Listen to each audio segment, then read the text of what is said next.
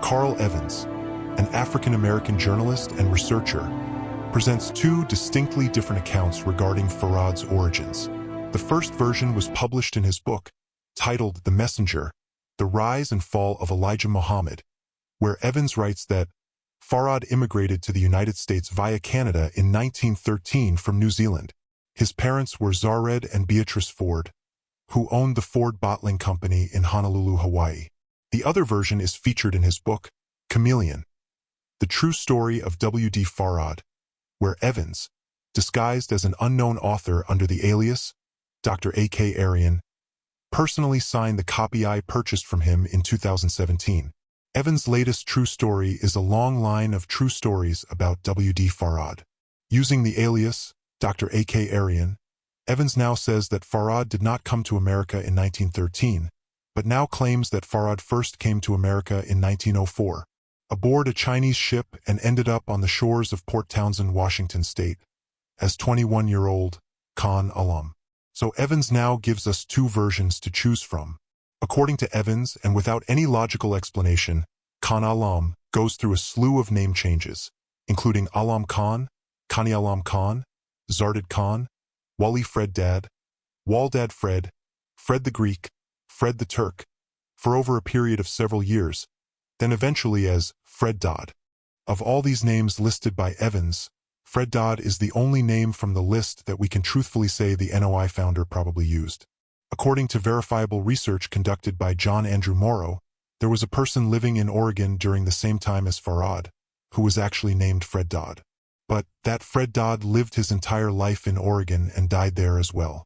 Of all those odd names listed by Evanzz, Fred Dodd is the only name we can safely assign to the Nation of Islam's founder, prior to his arrival in California. Why only the name Fred Dodd? Because his former common-law wife Hazel Barton is the person who initially supplied the FBI with the name Fred Dodd when they interviewed her in October 1957.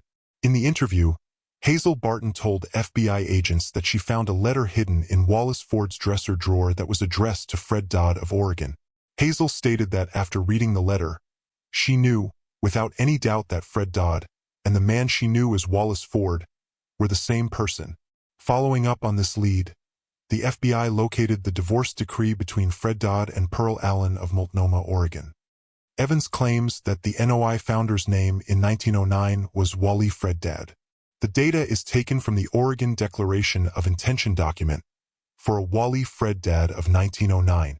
According to the document, Wali Fred Dad was born in Hong Kong, China, in 1882.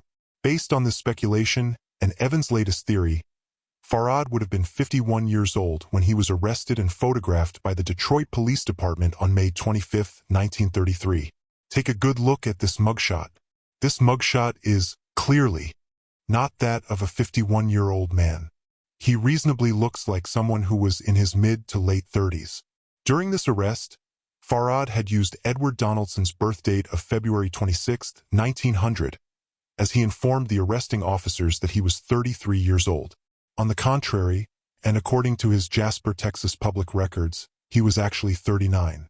Just 6 years earlier, he was photographed by San Quentin prison authorities, and he looks like someone in his late 20s, though he was listed as 31 years old. Of all the photographs of the NOI founder, not a single one of them looks like a 51-year-old man. Also, the young women he formed romantic relationships with were all around the age he looked.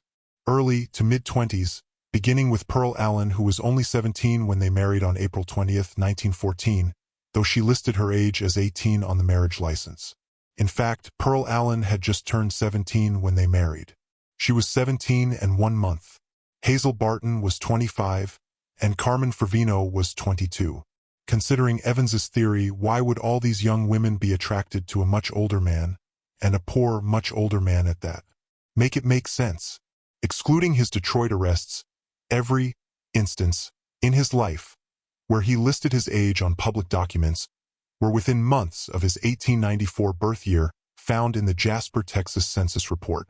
Not a single event date where his age is listed corresponds to 1882, which Evanzz asserts was Farad's year of birth, and certainly there isn't a single event date that is even close to the 1877 birth year preached by Elijah Muhammad for 44 years. The 1877 birth year claim for Farad by Elijah Muhammad was total hogwash. By the way, the young Mexican woman whom Farad married in 1924 was named Carmen Fervino, spelled with an F, not Carmen Trevino, spelled with a T, as John Andrew Morrow and others have incorrectly claimed. I'm sure with good intentions. Notice on this public record that Carmen Fervino is listed with other brides whose last names begin with an F.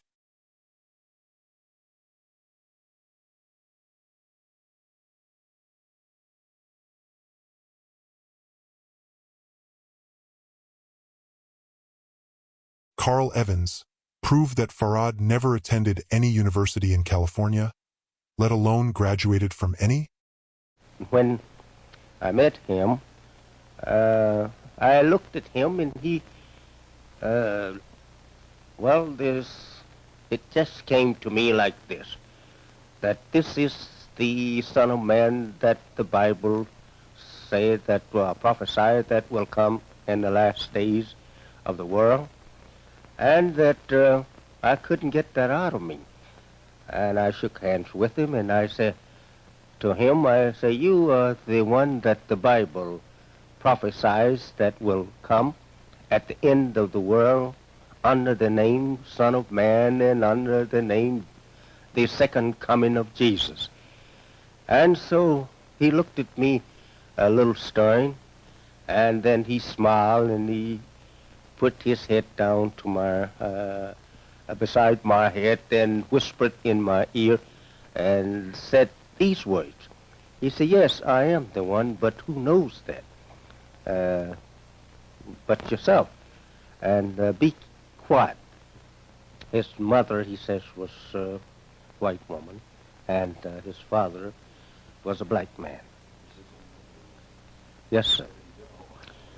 He taught us that he was born in Mecca, Arabia, and that he had come in and out of this country for about 20 years before ever that he made himself known to us.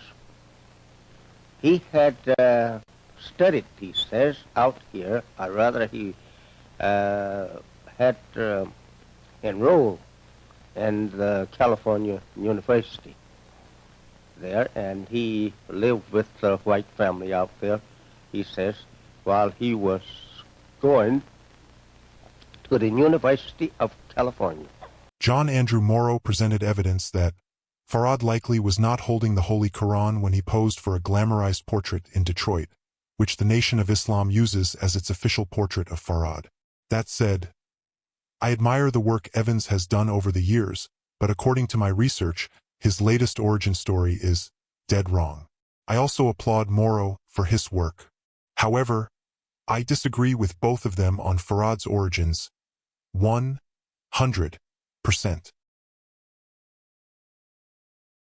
To minimize the confusion as much as possible, I will refrain from using all the names that authors like Karl Evanzz and others assigned to Farad before 1910 as being any of his aliases. Why omit names before 1910, one might ask? Because Wallace Farad was a 16-year-old teenager living in Jasper County, Texas, in 1910.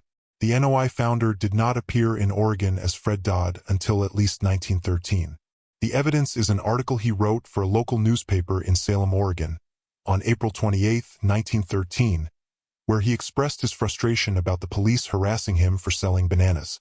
His street corner vendor's license only permitted him to sell tamales and sandwiches, but no fruit. Imagine that.